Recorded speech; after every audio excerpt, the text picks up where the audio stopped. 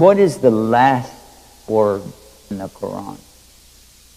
It starts out with the name of Allah, Bismillah. But it ends with who is the message to. It doesn't say Muslim. It doesn't say mu'min. What does it say? Minul jinnati wan nas. For the jinn and human beings. Subhanallah.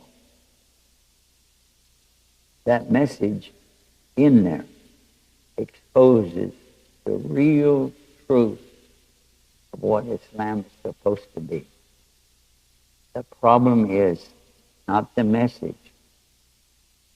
It's those who have been left behind to convey that message.